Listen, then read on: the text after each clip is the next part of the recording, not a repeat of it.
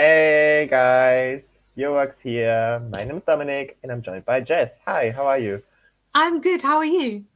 I'm good, a bit tired, but anyway, we have just seen, wait, Songvakeppnin. My Icelandic is perfect, just as my Swedish or Finnish or Norwegian. 2022, and we have a winner. We have Siga, Beta, and Elin with the song. Here we go. Mad Haikantisto.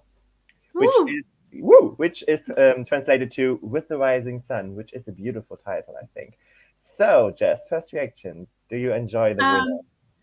um, yes, this was my favorite song from Songvakeppnin this year, and it was my winner. So I'm very happy that these three ladies have won. I absolutely adore this song so much. I just think it's a beautiful, beautiful song. And in the kind of review video that I did with Stuart on the Songvakeppnin songs, I used the word ethereal, which I'm going to use again. The song has a very ethereal, dreamy quality to it that kind of draws you in. And it's just really like 3 minutes of being able to just switch off from the world and just listen to these amazing vocals, this amazing melody. I just love the song. Yeah. That's so nice to hear. So, before I give my comments, let's go to the comments and say hello to a few of our viewers. So, hey, Sarah Halloran, nice to see you again. And Ray Bailey, your favorite one a second time. So, I guess you have And mine too. you are a Cornelia fan as well. Yep. Awesome.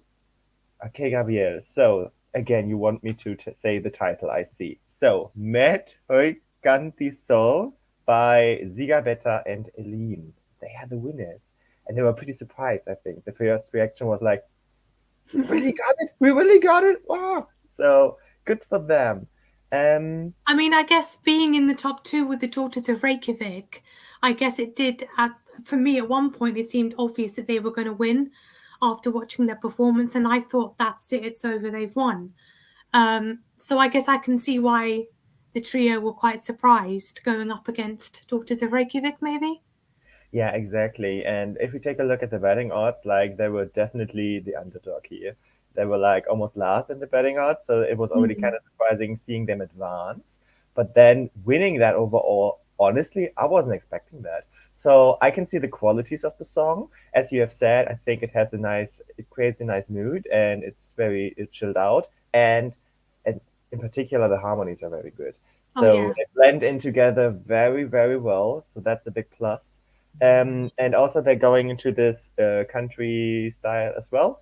We have that already with Estonia, but I think it's a different Hmm. approach. I think Estonia is way more poppy and way more energetic, and this is more like the chill out area. Plus, we have three women, and Stefan is a male, so I think they are Yeah. like picking up different votes. You know what I mean? So it's not like they are contradict each other or something. Yeah. So overall, they were my favorite. To be honest, you have said they were your favorites. Yep. Take a guess. Which one was my favorite? I'm gonna go for Daughters of Reykjavik. Actually, no. But since you have mentioned them, they were the the one in the super final. So Yep. let's talk about them.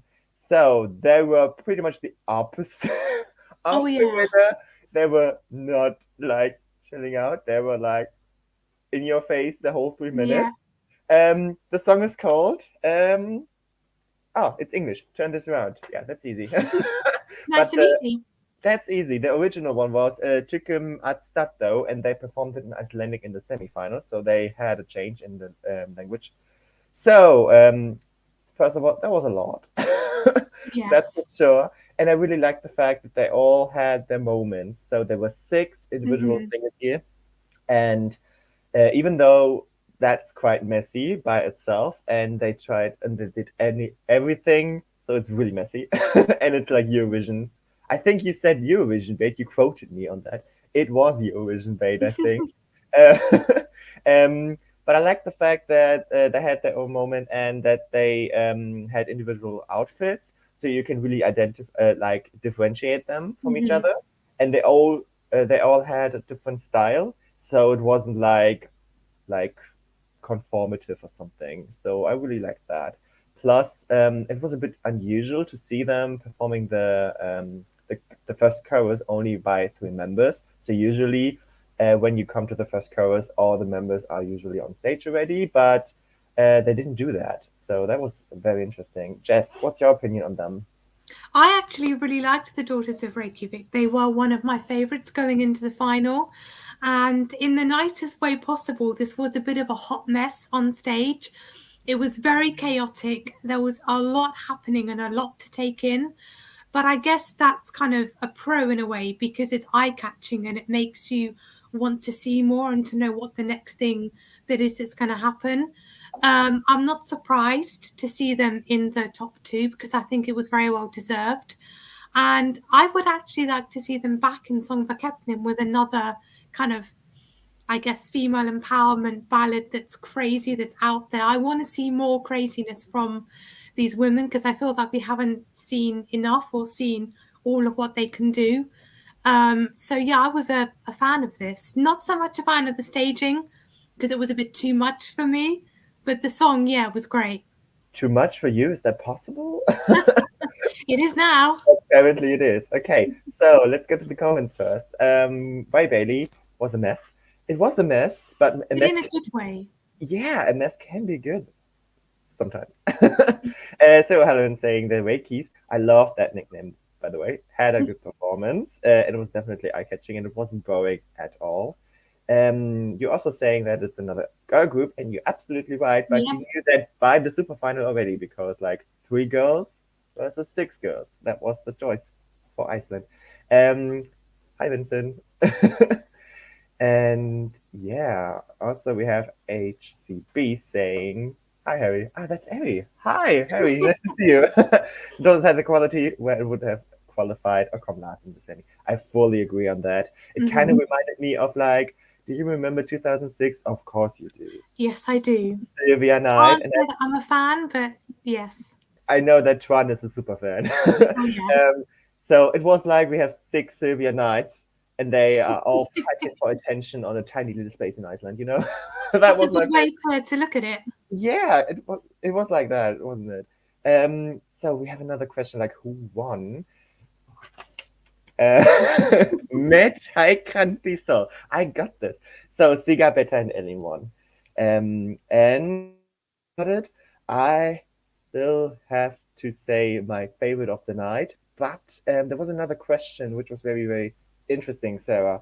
You were asking about the relationship between Siga, Beta, and Ellen. Jess, do you have Um, any idea? I presume they're just friends. That was my assumption that they're just three friends that love singing together, but I could be wrong. I don't know actually. Yeah, it would be kind of fun to have like a sister group, or I don't think they were relatives. I don't know. Against another sister band group. Yeah. That would be kind of hilarious. But we need to check that out. Um, and Ray Bailey mentioning a very good point. We have two girl bands from Iceland and Denmark, and I think the last girl band was like um, Ireland, 2009, I think. We At had least, kind of a girl band, Serbia, Moje 3.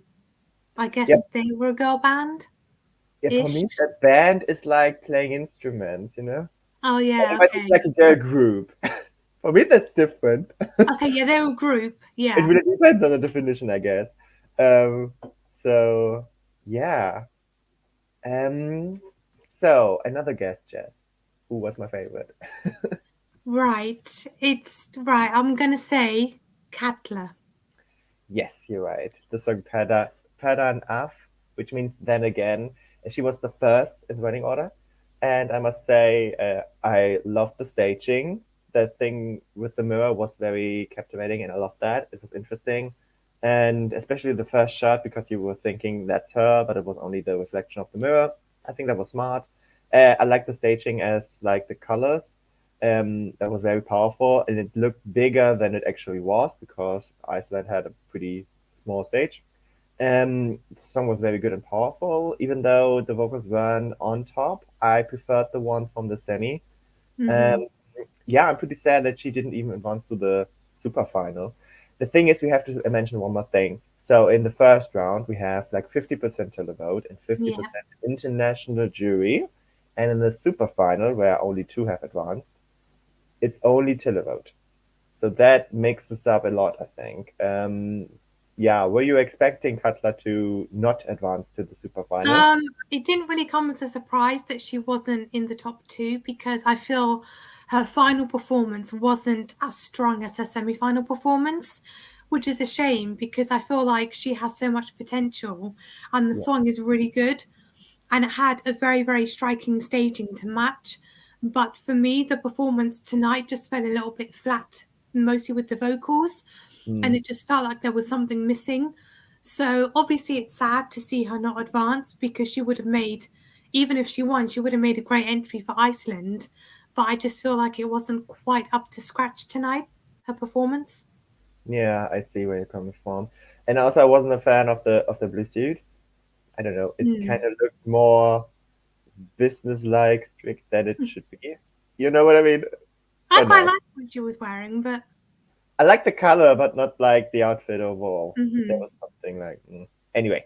So we had two more finalists. One of them was Stefán Óli with the song Zitti, which means all I know. Were you a fan of that? It was still in Icelandic. Yeah, I actually really like this one, and I like that he kept it in Icelandic as well. Even though I can't understand it, I think it's more authentic in the national language. I think for me, what I loved more with this was actually the staging more than the song, with these kind of big, long, like LED lights, kind of all around him. I thought that was very effective, and I really liked that. The song itself, I do really like it, and his vocals are incredible, probably some of the best of the night. But the Mm, song got a bit repetitive for me towards the end.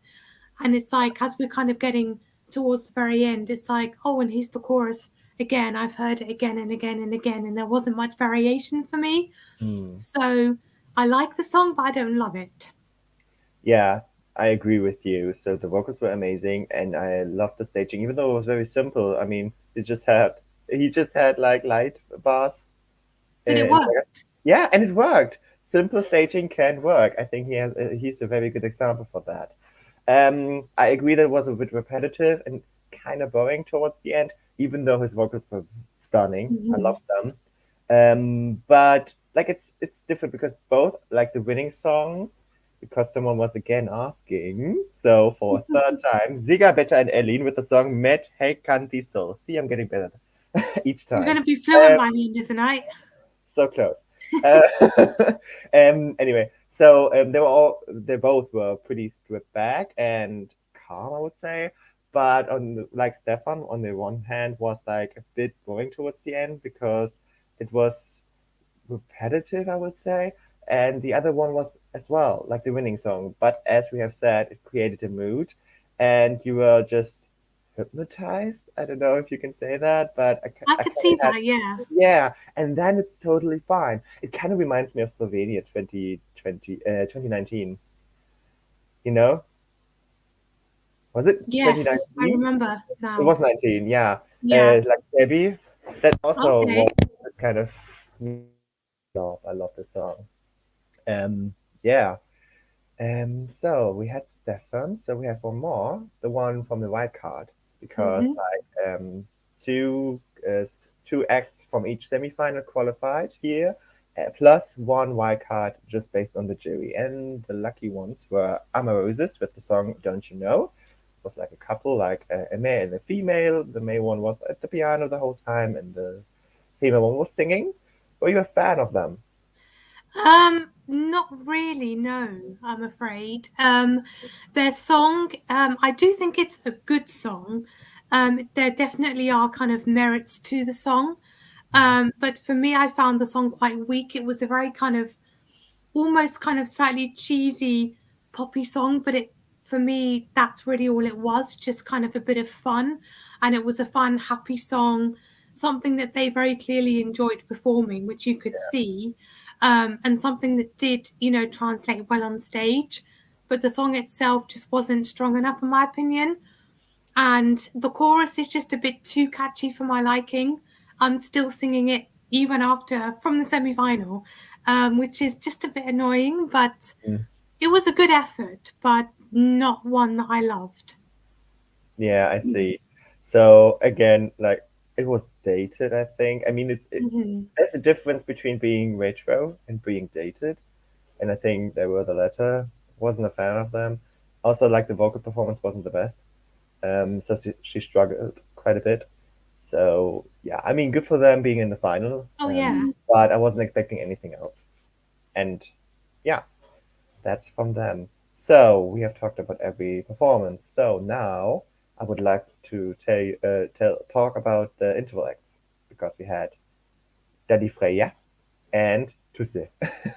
And no, Tusse wasn't at Melody Festival. He was in Iceland because, for obvious reasons, Go A weren't able to perform there. They were supposed to be in Iceland. So instead, Tusse sang his song Voices. Did you enjoy that performance? I'm not a massive fan of voices in general, but he did give a good performance in my opinion. And I loved all of his kind of, what would be the word, activism towards Ukraine, sneaking in kind of that into his lyrics was quite clever, and I really appreciated that. But overall, the song still just doesn't really do anything for me, I'm afraid. Mm. Um, I, I still think this song is fine, but nothing more. It's a bit too basic. It's still a good song and it's a quality song, but yeah, nothing special. But I like him as a person. He's so nice, Yeah. genuine. I really like him as a performer. Did you enjoy Daddy? Because we have some fans here, Stephen saying like for the win. Yeah, the thing is he wasn't competing, so he can't win. If he was, he probably would have won again because his interval Probably, act was really cool. I yeah. really loved what he did with, I don't know what instrument it was he was playing, but the one on the stands and he's touching things and it's making a cool sound. That was cool. Yeah. um, and I loved just how he remixed, various different songs. And he did a remix, kind of like a remix of the official Eurovision national anthem type I song, love that. which That I was so liked. good. Yeah. And obviously his Eurovision entry, which was great as well. I think he just proved that he's a great performer and a great musician over anything. Yeah, agree on that, definitely. So overall, it was a nice show, even though I must say Iceland, that was a bit too long. I mean, in the end, there were Yeah. like five competing acts, and it was like twice as long as Melody Festival with 12 songs. And there were a lot of ads. It was almost like Yes. Malta. That was a bit annoying, especially because the ads were always the same. But anyway, that doesn't change the fact that overall I like that Iceland is doing Songvakeppnin every single year, especially considering that Iceland is such a tiny country with only like 300,000 inhabitants. I think they do a very good job. Hmm. So maybe let's go to the comments again because before we end this, um, Gunnar saying that, oh no, Reykjavik should have won. Um, and I think you're not the only one. I have the feeling that some were disappointed overall, but I mean, there are always disappointments when we're talking Of about national course. finals. I mean, yeah, asking what Twitter wanted is not relevant, I guess, because Ryan Bailey is saying they're not happy with the winner. I can imagine that Uh-huh. the sisters were the favorites, and I have Yeah. a feeling that also the Eurovision bubble would have liked that a bit more, but here we are. And yeah, so I think we should maybe go to this comment saying that he or she is disappointed that Katla isn't didn't advance to the super final. But I mean, she was in the final. I mean, that's a good Hmm. achievement already. And yeah, so now we're going to the last part of this video prediction time. So Iceland is in the first semi-final in the second half, which is Yeah. considered as the weaker one. Do you think they have a shot to qualify? And then, if they qualify, which placement do you think they will be? Hmm. Keep in mind that Dadi Freya managed a fourth place finish. Do you think it's going to Of be that course. region? I think Iceland is definitely going to qualify to the final, in my opinion. Mhm. And I see this going either one of two ways. I think either in the final, there'll be a lot of kind of other songs that will be like it. like one part of me is thinking they're not going to stand out enough because the song maybe isn't the most memorable song compared to some other songs we have.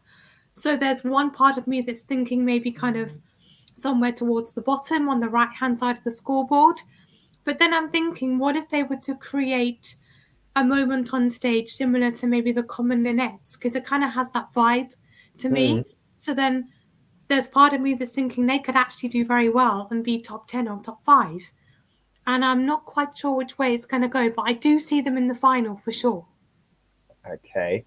So Sarah O'Halloran has some doubts about the qualification, and Steve thinks that it's not a shot. And also, Stephen is making a good point. Like, it's between Croatia and Iceland because they're kind of going into the same direction because it's like stripped back, female, guitar. Maybe it ticks these kind of boxes. I must say, if I have to choose between Iceland and Croatia, I prefer Croatia. And honestly, I'm not that sure about the qualification, to be fully honest, for several reasons. Because I think, yeah, this first semi-final is very diverse, let's say it like that. And there are a lot of songs which get your attention. And I have a feeling that Iceland may be forgotten in this field. Of course, it depends on the running order of the final staging at Turin. We don't know that yet. But I have the feeling that they really need to elevate the whole performance if they want to qualify. And you have a point about the Common Linnets. I mean, they were second, and they also got a pretty calm song with guitars and stuff. But it kind of reminds me of Latvia 2019, like that night of Carousel, and we all know how Yeah. that ended. They were pretty much last in the semi, so there Yeah. is it can go either way. So it's hard to predict that. And Stephen, like another Stephen, it's not Stephen Kendall, it's Stephen J. Hi. Is making a good point. Like, I think the Icelandic language, that's the biggest plus for this song. And I have the feeling that this will get them some points because the Icelandic language is beautiful. And I I really agree. enjoyed listening to that language the whole time at Songvakeppnin, obviously. I'm not sure if that's enough, to be fully honest. And I think it's more leaning to the jury points than to the televote. I have the feeling that if they manage to qualify, it's mostly because of the jury. I think And so too. yeah, Gunnar agrees with me. He also has doubts about the qualification. Looks like I'm alone in this then. No, you're not fully. I have some hope. It's not hopeless, but it's tricky. That's all I'm saying. Especially like coming after Daddy Freya, I think the pressure is pretty high for Iceland, and I think honestly, there wasn't a song which would have kept that kind of result for Iceland. Yeah. Let's be real. Okay, so before we wrap this up, are you happy with the UK song? I like the UK song, yes. I don't love it, but I do like it. And I'm hopeful for our chances. I mean, you're in the final. Hey. Well, yeah. Yay! Yeah, okay. So I think that's it. Thank you, Jess. Thank you. Was a pleasure, and talk to you soon. If you like this video, give us a like and a subscription. And yeah, make sure you're gonna watch the one for Festival de Canção, the live stream in like a few hours. Festival de Canção is being known for taking some time. It's almost like Italy, not as bad, but it's pretty late. But yeah, stay tuned, and then the Eurovision season is over. It's insane, right? Like the Can't Eurovision believe season, we're here the already. national final season. I'm sorry. I need to be precisely here. Okay, see you then. Bye. Bye.